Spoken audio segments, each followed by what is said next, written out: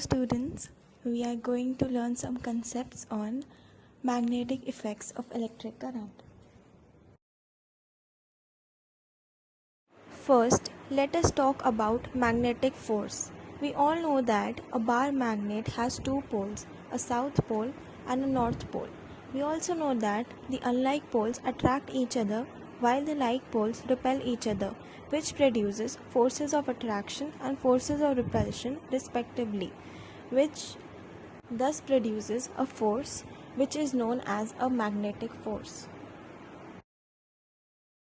The main question is, are electric current and magnetic field really linked to each other? Let us perform a small experiment to prove this. For this experiment, we will take a copper wire and place it between the points X and Y in an electric current, and then we will place a compass near this copper wire. Now, pass the current through the circuit by inserting the key into the plug. What do we observe by this? We will observe that the needle is deflected. This means that whenever an electric current is passed through the copper wire, a magnetic field is produced. This shows that the electric current and the magnetic effects are linked to each other. In the previous slide, we learned that the magnetic field and the electric current are linked to each other. Now, what is this magnetic field? We'll talk about the meaning of this term with the help of an activity. So, let us take a bar magnet and some iron metal fillings and place it on a white sheet on the drawing board.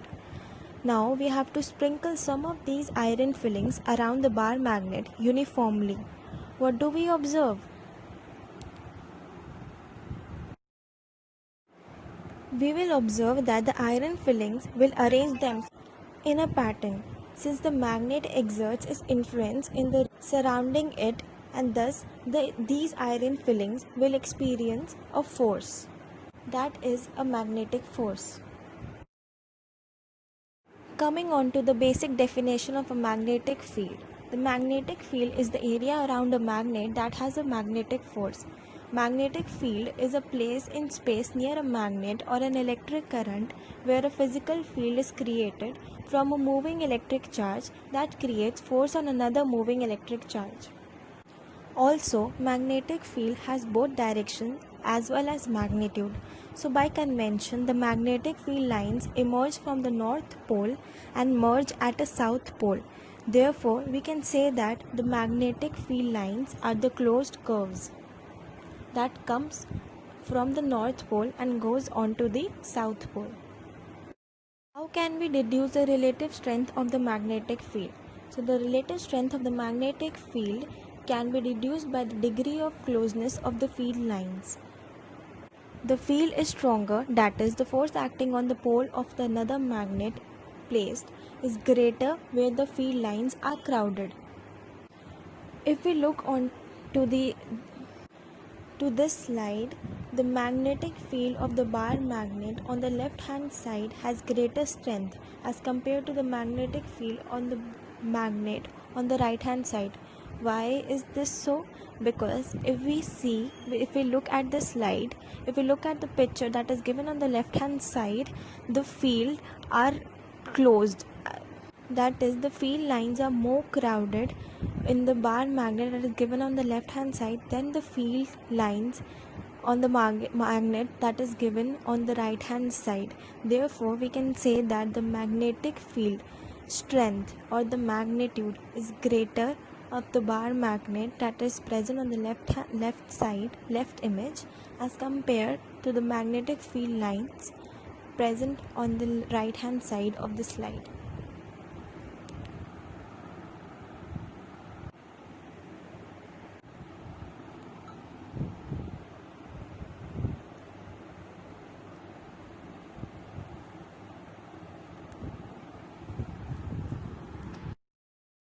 Another point which should be noted here is that the electric or magnetic field lines can never intersect each other, because if this is the scenario, then if they will intersect, then at the point of intersection or the cross section there would be two electric field or two magnetic field, which is not at all possible. to calculate the relative strength of the magnetic field. Now, how can we reduce the direction of the magnetic field? For this, let us perform a small experiment. For this experiment, we will take a straight wire, a compass, 2-3 cells and a plug key. Now place the straight wire parallel to and over a compass needle. Plug the key into the circuit and observe the direction of deflection of the north pole of the needle. If the current flows from north to south, then north pole of the compass needle would move towards the east. In second case, if we will reverse the direction of the electric current or change the cell connections in the circuit, we will observe that the change in the direction of the deflection of the needle, now the needle move towards the west, that is in the opposite direction. This experiment shows that the direction of the magnetic field produced by the electric current is reversed by reversing the direction of the electric current. Thus, if the direction of the current is reversed or the connections in the circuit is changed, then the deflection of the needles also become opposite. Now, let us move on to the next part, magnetic field due to a current carrying straight conductor. Now, let us perform an activity to determine the pattern of the magnetic field generated by a current through the straight conductor. For this activity, we need a battery, a variable resistance, an ammeter, which is a device that is used to calculate the current, a plug key, and a strong, straight, thick copper wire. Now, we will insert this thick copper wire through the center and normal to the plane of the rectangular cardboard. Now, we have to connect the coppered wire vertically between the points X and Y. And then we need to sprinkle some iron fillings uniformly on the cardboard. At this point, keep the variable of the rheostat at a fixed position and note the current through the ammeter. Now close the key and ensure that the copper wire placed between the points X and Y remains vertically straight. Note the pattern of the iron fillings. They represent the magnetic field lines. We can know the direction of the magnetic field by observing the direction of the needle. The direction of the north pole of the compass needle would give the direction of the field lines produced by the electric current through straight line.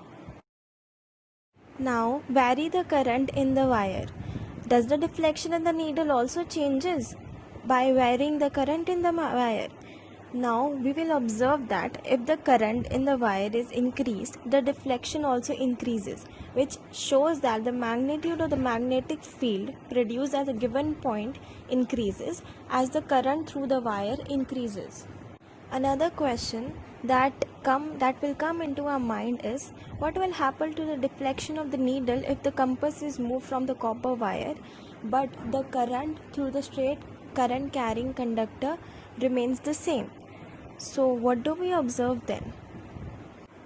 Then we will observe that if we move the compass as a farther point from the conducting wire, then the deflection of the needle will be decreased. Thus, the magnetic field produced by a given current carrying conductor decreases as the distance from it increases. How can we find out the direction of the current and the direction of the magnetic field? So, there are two rules for finding the direction of the magnetic field and the direction of the current: right hand thumb rule and Maxwell's corkscrew rule.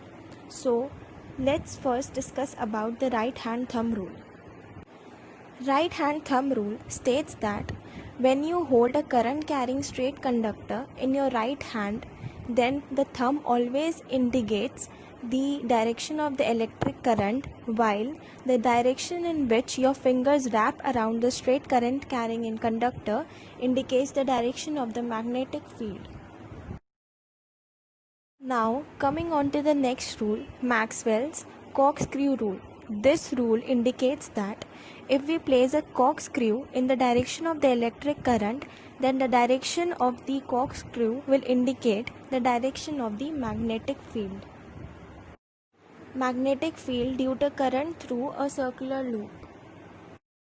Till now, we have learned about the magnetic field due to a current carrying straight conductor. Now, what will happen if we bend a straight conductor into a circular loop and pass the electric current through it? How will the magnetic field lines look in a circular current carrying conductor? We now know that the magnetic field produced by current carrying straight wire depends inversely on the distance from it.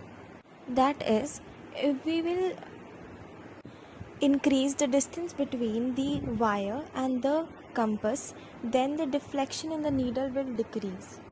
Similarly, at every point of the current carrying circular loop, the concentric circle representing the magnetic field around it would become larger and larger as we will move away from the wire. And by the time we will reach at the center of the loop, we will see that it appears to as a straight line. The center of the loop will appear to be as a straight line. Now, using the right hand thumb rule, we can obtain the direction of the magnetic field and the electric current, and we will note that at every point the direction of the magnetic field remains the same within the loop. We also know that the magnitude of the magnetic field produced at any given point will also depend on the current that is passed through it.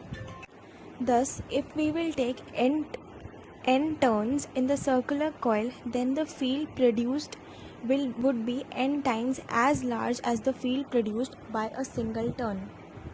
Because the current in each circular turn will have the same direction, and the field due to each turn will just add up, and thus will produce n times as large as the field that would be produced by a single turn. So this concludes our part 1 video on magnetic effects of electric current.